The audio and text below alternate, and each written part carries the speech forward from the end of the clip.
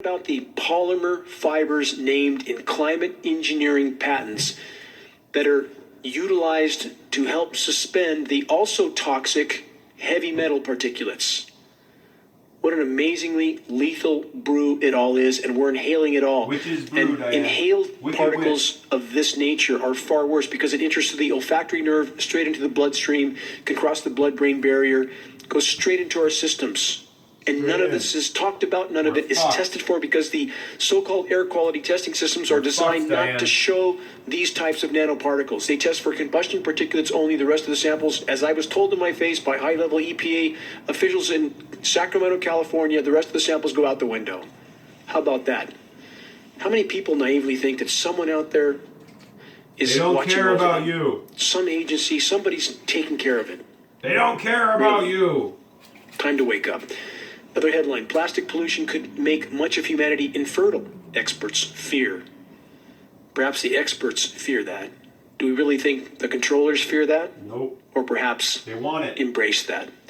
The report states research suggests plastic pollution is causing dropping sperm counts and could also be unstoppable, the report states. Depopulation Again, I ask, just an unintended consequence? 21st century. More later in this broadcast. Ingesting aluminum versus inhaling aluminum, same scenario. Is it any wonder Alzheimer's, dementia, ALS, and a host of downstream degenerative neurological diseases are all going off the charts? Because we know that bioavailable and bioaccumulative nanoparticulates of aluminum are in the air column. We know that from tests from all over the globe. We know that from tests taken at altitude behind heavy aircraft that were emitting these particles. From the geoengineeringwatch.org documentary, The Dimming, posted for free on the homepage of geoengineeringwatch.org. About inhaling oxygen. Every breath you take contains less, and the percentage of atmospheric oxygen content continues to decline. Global plankton populations continue to dwindle as well. Every other breath we take came from them, the plankton, and they have historically produced over half of Earth's oxygen content, and without them, we die. Global plankton populations are down 60 to 70%. Wake up. But now we get to breathe other elements instead of oxygen. Elements already mentioned, like nanoparticles of aluminum and polymers. And as already covered in the case of polymer nanoparticles adhering to blood cells, absorption of the oxygen that is still available is inhibited. A case of going from bad to worse. On how many days are there total canopies of filthy, toxic climate engineering aerosols and not a single natural cloud in the sky? That's exactly what you see right now, what you're looking meteorologists telling us days in advance that a specific day will be, quote, mostly sunny. Days in which, again, no natural clouds at all, just a white canopy. Or if you do see some natural clouds, some lower level cumulus clouds, they're difficult to make out if they're distant because there's a complete overstory of the white, filthy, dirty climate engineering aerosols. Imagine how many aerosols it takes to create that kind of cloud canopy, and all of it raining down through the air column where we are sucking it up with every breath we take. Take a deep Think breath. It's just pollen that's causing the epidemic of respiratory issues? Think again. And about the long-term effects of exposure to highly toxic climate engineering elements, that's much worse still. There's also the consideration of biologicals being a part of the atmospheric dispersions, but most are unwilling to even consider that all too obvious potential, in spite of the fact that historical records reveal that even back as far as 1977, the U.S. military had already conducted no less than 239 open-air biological tests on unknowing and innocent U.S. civilians without their knowledge and certainly without their consent. Disgusting. The same is, of course, the case with the ongoing atmospheric spraying today. That's what have you done, Americans? Contaminating the entire planet while decimating Earth's formerly protective atmosphere and remaining life support systems overall. Climate intervention operations, which are actually need to be admonished far more expansive like and malevolent than the term implies, little child are you are. grand and lethal experiment, a form of warfare that is being waged against all life on Earth. And even now, the vast majority remains oblivious, eyes wide shut, accepting the official denial of the shockingly visible atrocities in our skies. Look at it, it's right in front of you. The head in the sand approach is still the chosen path for far too many. This equation must change. The gravity and immediacy of unfolding and accelerating global ecological collapse can't be hidden from populations for much longer. It's becoming too severe. The controllers know it and are thus far more desperate and dangerous than ever before.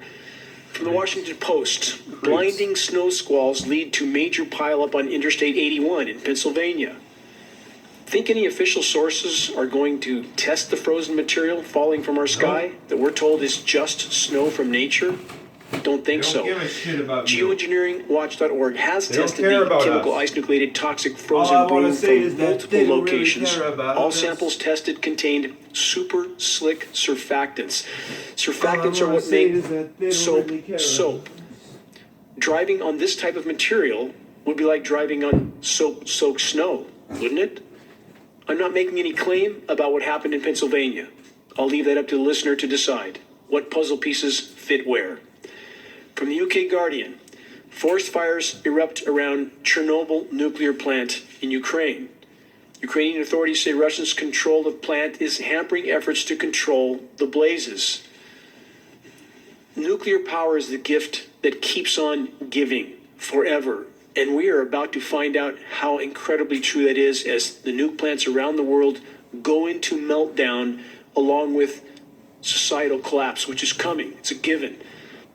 There's no rational way to deny what I just stated, that these plants will go into meltdown. How many plants were put at sea level?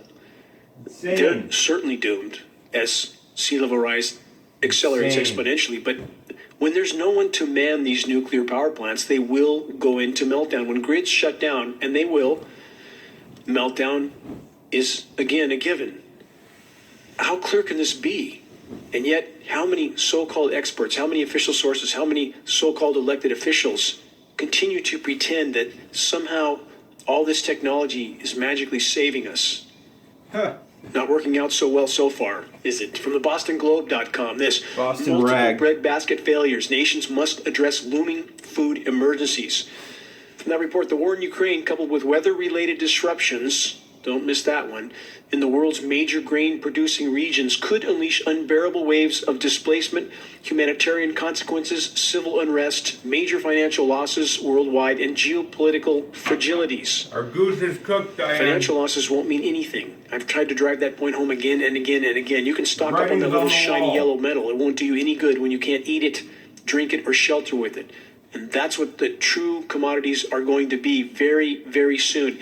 And as they state again, weather-related disruptions in the world's major grain-producing regions so incredibly consistently, whether flash flood, flash freeze, flash drought, all of it happening, all of it at critical points in crop production. This is not... Diane, I'm going to listen to the rest of Dane Wigginson's weekly bad news broadcasts on my own, off camera. That is exactly what he was talking about. Filthy, dingy,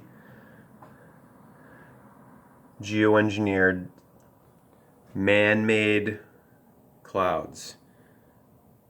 Toxic, lethal.